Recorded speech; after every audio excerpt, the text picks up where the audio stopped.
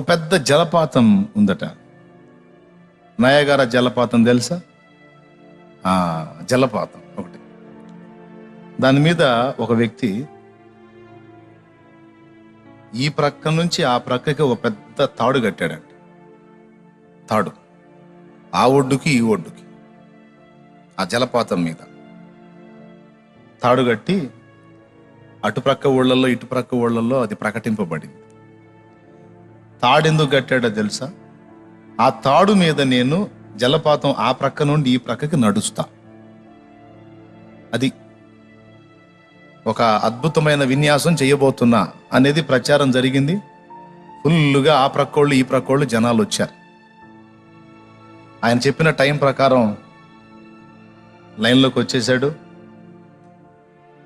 ఇక నేను నడవబోతున్నాను అంటే అందరూ ఈలలు గోలలు చేస్తారుగా, ఏదో వాళ్ళకి తగ్గది హడావిడి వాళ్ళు చేశారు.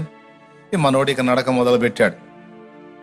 అలాగా తాడు మీద నడుచుకుంటూ అడుగులు అడుగేసుకుంటూ జాగ్రత్తగా బ్యాలెన్స్గా, ఏమాత్రం అడుగు జారిందా కాళ్ల క్రింద కొన్ని లక్షల క్యూసెక్కుల నీరు ప్రవహిస్తుంది. శవం ఏడ దొరికిద్దో కూడా అంతు తెలియదు. ప్రచండ వేగంతో ప్రవహిస్తుంది. దాని మీద ఇప్పుడు తాడు కట్టుకొని మనోడు నడక మొదలు పెట్టాడు. కొంచెం దూరం నడిచిన తర్వాత అట్లా ఇట్లా అన్నప్పుడు పడతాడు. ఏం లేదు, ఉత్కంఠ. నడిచేవాడు ఫ్రీగా నడుస్తున్నాడు, చూసేవాళ్ళు మాత్రం ఊపిరి బిగబట్టుకొని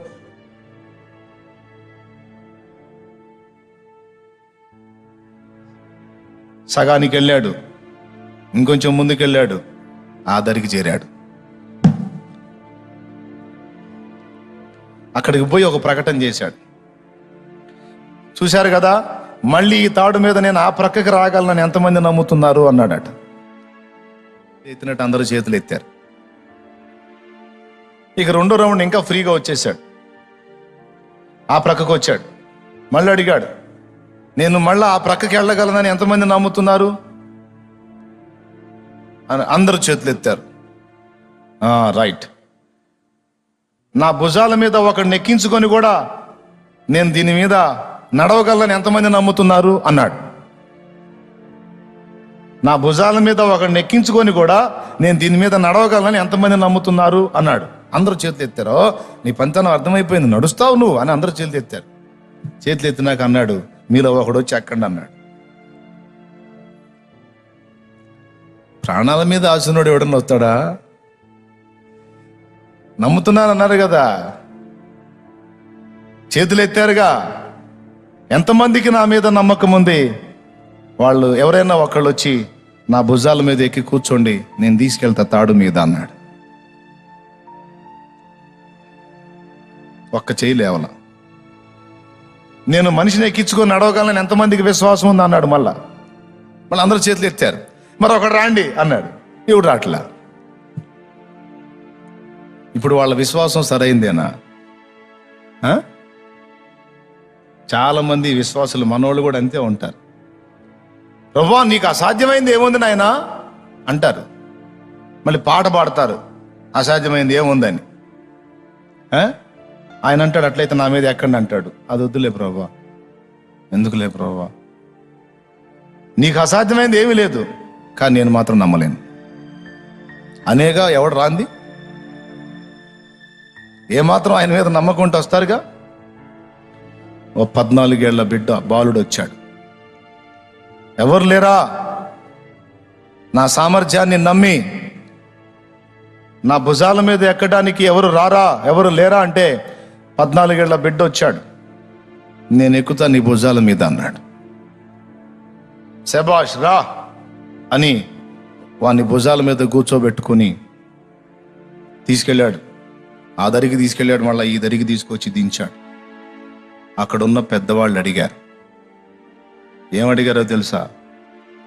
పెద్దవాళ్ళం మాకే గుండె జాలేదు, అసలు నీళ్ల దరికి వచ్చి చూడటానికే పిల్లలు భయపడతారైతే నువ్వేంట్రా బాబు అతని మీద అంత బాగా ఎక్కి కూర్చున్నావు, భయమే లేదా నీకు?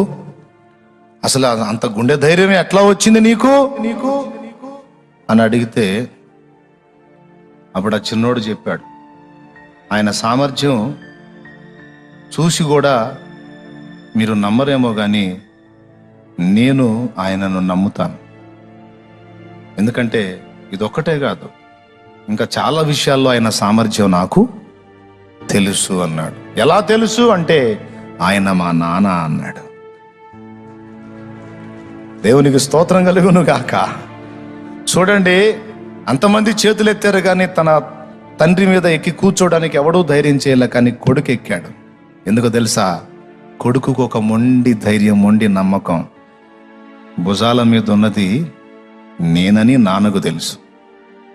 మరొకరు అయితే అశ్రద్ధ చేస్తాడేమో కానీ నా తండ్రి ఎంతో ప్రేమించే ముద్దుల కొడుకుని నేను కూర్చున్న ఆయన భుజాల మీద. నా కోసమైనా నాన్న జాగ్రత్తగా నడుస్తాడనేది కొడుకు విశ్వాసం. తన ప్రాణాన్నైనా వదులుతాడేమో గాని నన్ను వదలడో. మా నాన్న నన్ను ఎంతో ప్రేమించుచున్నాడు, ప్లస్ ఆయన సామర్థ్యము కూడా నేను ఎరుగుదును గనుక నేను ఆయన భుజాల మీద కూర్చున్నా. పాయింటే, ఎరిగినోడే ఎక్కగలుగుతాడు, ఎరగనోడే ఏం ఎక్కుతాడు? మాటలు చెప్పటం కాదు అబ్బాయి, మాటలు చెప్పటం కాదు. అందుకే చెప్తున్నాడు, కాస్త తెలుసుకుంటారా నా గురించి అని. దేవునికి మహిమ. హల్లెలూయా. ఆయన సర్వశక్తి గల దేవుడు. అలాగా దేవుని మీద డిపెండ్ అయిన వాడే దేవుడు అనుగ్రహించే పూర్ణ శాంతి గలవానిగా మార్పు చెందుతాడు.